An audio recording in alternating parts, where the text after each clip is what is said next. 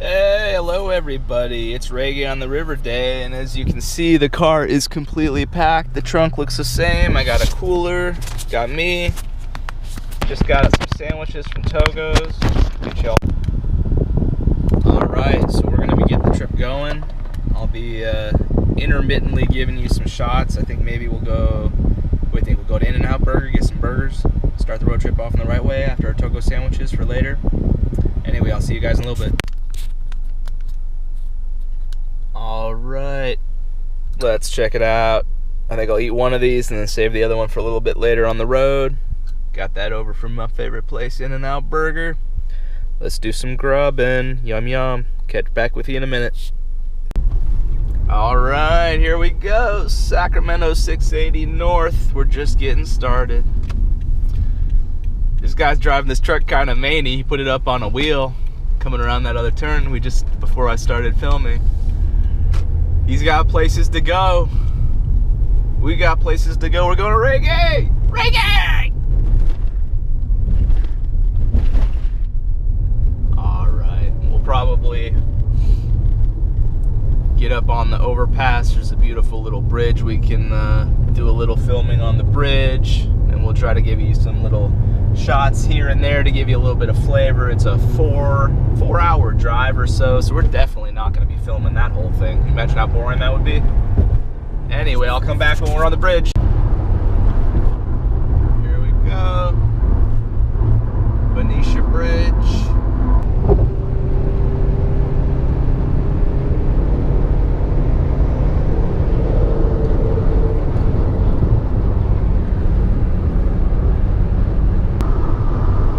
They park thousands of cars that come off the ships. Alright, that's about the most exciting thing we're going to see for a few minutes, so we'll come back to you.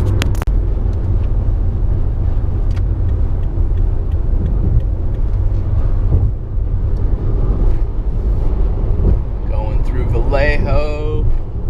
This is a pretty little area.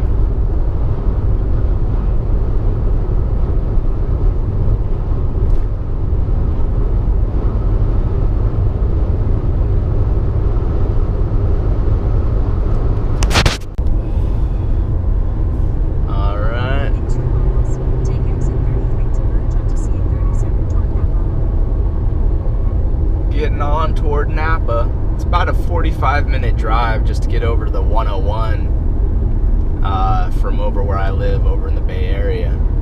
So it's a drive just to get to the 101, but once you're on the 101, you're there.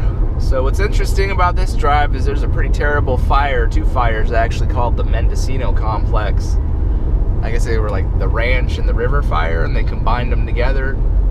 Call them the Mendocino Complex because they're so close to each other, and it was looking pretty close to the 101 for a minute,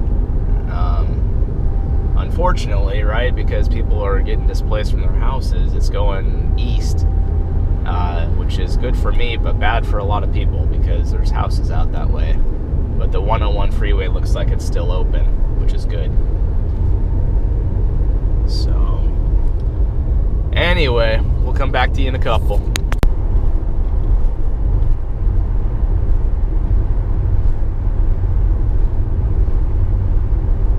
Alright, I think it's the 37 Napa we're going to be hitting up right here. Point of interest is, what did this used to be called? Marine World Africa USA, that's what it used to be called. That was a long time ago when I was a little kid. Marine World Africa USA. Not enough people went there. They had animals and then not a whole lot else. They had some water shows, but people like roller coasters. So what happened, Six Flags bought them out, and I don't know what it's called, Six Flags Marine World Africa USA, something like that. But as you can see, they have roller coasters here. Pretty good ones. I mean, pretty good ones for the fact that you don't have to drive all the way out to Santa Clara, San Jose for Great America. That place is fun. I've been there.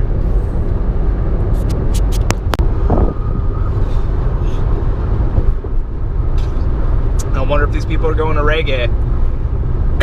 It used to be a time when you could tell because you were on the road at 5 in the morning, and the only other jerks on the road at 5 in the morning were you and a bunch of other people heading up to reggae. But maybe we're in a reggae train. Maybe they're doing the same thing I am, going up to a campground night before. You know, it's just not the same if reggae doesn't start on a Thursday. I hope High Times gets that going. You know, I remember the first couple years of reggae I went to, there was a lot of problems. You know, it actually the festival got hijacked and got called Reggae Rising. And I went to both of them, the Keep the Name Alive Festival and Reggae Rising, because I wasn't sure which one of them was going to make it. And I wanted to support both. And they let you get there Wednesday night. And I didn't have a family yet. And my wife would let me go up there, and I would go up Wednesday evening.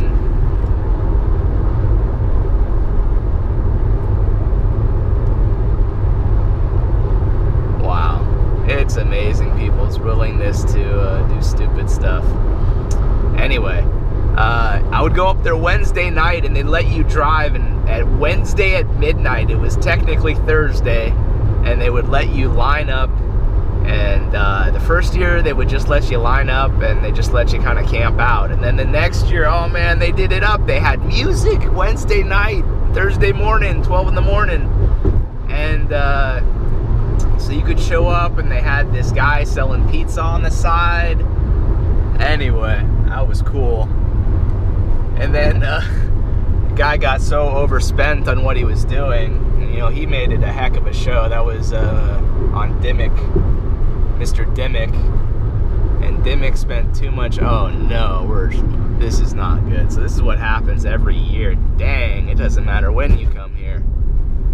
So this road right here splits to one, and invariably it just slows down for some reason. Everybody merged into one lane. They don't know how to act. And even worse is if there's a place called Sears Point. I think they call it Infineon Raceway right now. And anyway, it's like a drag strip and a really nice street course. And they hold races out there. And this could be traffic from that too, or it just could be everybody trying to get to the 101, because this is a convenient way to get to the 101. Anyway, I'll come back later. It's gonna be a while.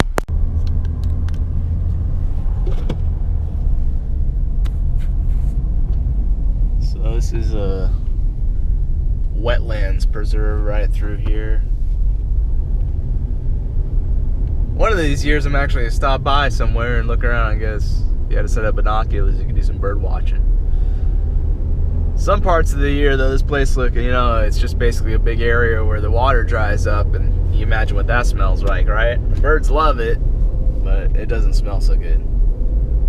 But whatever they call this, estuary, or where the salt water meets the fresh water.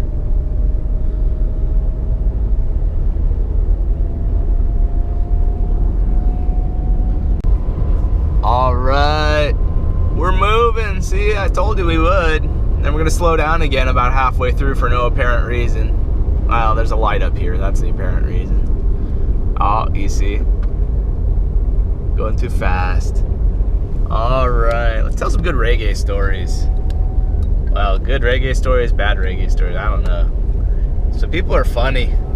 You give people a whole bunch of freedom. This festival's out in the woods, and year to year it depends. You know, sometimes the sheriffs roll through, but there's very little police presence here, and so people freely engage in indulging themselves in all kinds of behavior, as you can imagine. So every year, invariably, it was probably like the third or fourth year I went, people tell me these stories about their reggae mascots. And what's a reggae mascot? A reggae mascot is somebody who indulged a little too much in who knows what. And they show up in your camp in an altered state, not really knowing what's going on. Sometimes they hang out for a few minutes and try to collect themselves because they realize you're friendly people. Sometimes they run off and go on their own adventures. So this one year we get back from the show, and I get back, I'm probably like one of the first couple people back, walking kind of fast. And we get back to the camp, and all of a sudden this lady shows up, and she's in pretty bad shape. And I started trying to talk to her, figure out what she's actually taken, and see if we can help her out. And so the more we talk to her, the more people show up, and we got a pretty good big group. This is when during the time when I used to caravan up with a big group of people, and it's got its advantages and its hassles. You know, hassles are you're waiting for whoever the slowest person is in your group to show up, and that's always kind of a bummer. And so anyway, I usually truck up here by myself, and now that I do, you know, I got a really bad back now, so I have to pay the extra money for the ambassador pass, and that way I can camp really close, and I can park really close to where I camp. So that's what I do now. And once everybody decides the ambassador's worth it, we'll all camp together again. But anyway, so people started showing up, and she's kind of in a bad shape I think on some hallucinogens maybe, I don't know. It's kind of hard to tell exactly what she was doing to herself. And the second more people show up, she really starts to kind of freak out when she realizes how many people are just standing around her now. And they're all trying to be very helpful, and we're all being very nice, but it's all very overwhelming when you're in that kind of a state. And so there's this little kind of a little peak tent, you know, between one canopy and another canopy, and we hang up these little walls, and there's a little sliver, except there's ropes along the bottom that she can't see, and so she tries to go through, and it's at night. It's kind of terrible. We shouldn't laugh, but it was kind of funny at the time because it was like something right out of a cartoon. So she tries to spring herself through this little opening between the two tarps, except there's this rope underneath. And so we see her silhouette go, and then go to the ground, pop up, skitter over this way, and then come back that way and disappear. And then she comes back around into our camp again, and then she realizes she's right where she started again.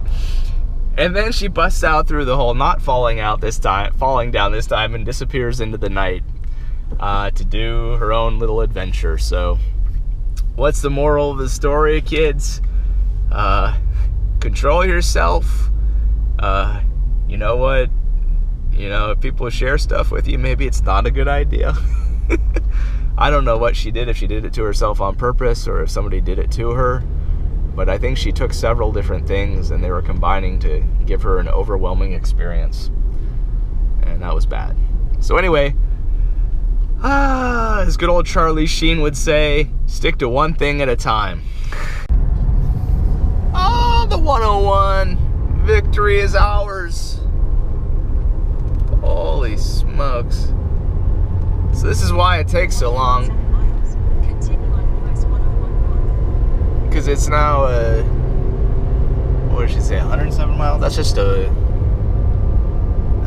Willits. Willits is where I'll get gas because they have a Safeway that's pretty reasonably priced. But we are just now on the 101. So that's why it takes so long. We're just now on the road we need to be, and it's like 200 miles north of San Francisco, which is not too far behind us on this freeway. So anyway, we're on the 101. We'll come back to you when we're in some pretty country and we can take some pretty pictures, or when we drive by that fire, I'll see if there's something interesting to see. All right, we'll come back to it. All right, I don't know if you guys can see that, but this is Hopland. Holy smokes. So those hills are completely burned looking, and I can see an active fire on top of the hill, it looks like. There's some sort of a highway road closure. Yeah, this is Hopland right here, man. This is terrible. So I guess it would be Lake County and Mendocino, Clear Lake area. They're having two different fires coming through, and I think that's what you're seeing there. That's not clouds. That's all fire. That's terrible. Hopefully everybody's safe and everybody got evacuated and nobody got hurt. But anyway, I've been watching this fire real closely because I knew I was going to have to drive through here, and I was watching the wind directions because that fire just could have easily have gone this way if the wind was going the other direction. Because it looked like it started about a mile from 101, and instead of coming this direction, it went east. So anyway, this is the town of Hopland. You know, just a couple streets, nice little town. Tell a lot of this was built a very long time ago, or at least they're trying to make it look like it was built a long time ago. So anyway, looks like a pretty bad fire up there. Fortunately, I'm not there. It looks like I'm gonna be to the west of this fire, but I feel really bad for everybody who's having a tough time and having to leave their home for a while the firefighters battle this fire. Wow, yeah, it's right up there on the ridge. That's crazy. All right. So this is right here. Pretty. We're in Redwood country. So I have gassed up in Willits, which you got to be careful. You could drive right by Willits now. You used to have to, you couldn't miss it before because you drove right through the center. But now they have the freeway completely bypass the whole downtown, or the whole everything. You don't go through a city at all. It's a lot faster, but if you're not paying attention, you'll miss a great spot to get some gas because they have a Safeway there. It's probably got the cheapest gas in town, probably for 100 miles. So anyway, I wanted to show you a little bit. We'll just do a couple seconds of this, but it's just pretty. And it's a fun drive, and it's great for getting you ready, get you out of the city and into the mountain. So I'm going to be catching a campground here. I'm going to try to drive into Reggae on the River and see if I can pick up my ticket and my parking pass. I'm probably going to say they're going to say no. But I'll also see if I can find out what time we can start lining up tomorrow morning, because the whole point of me driving up today was to save time. So I wouldn't have to wake up at 4 in the morning. So that's a sleepy drive, and that's a good way to drive off into a tree. 5 in the morning with no sleep. 4 in the morning with no sleep. So anyway, most importantly, look at these logging trucks. Damn, you don't want to get nailed by one of these guys. Look at these. These guys just fly through this road too. It's pretty crazy coming back. Anyway, we are probably less than an hour away from my campground, less than an hour away from Reggae on the River. Alright, so this is very close. I'd say I'm less than a half hour away, maybe even closer. It's really hard to tell because all the mountains kind of look the same to me. I don't know if I quite get to Leggett or not, or however you pronounce that. But I must be getting close. The air quality is not fantastic at all. There is a massive wildfire going on, and I'm going to say this is probably from the Redding fire. And air quality is like around 50, whatever that means. I'm kind of looking at that too.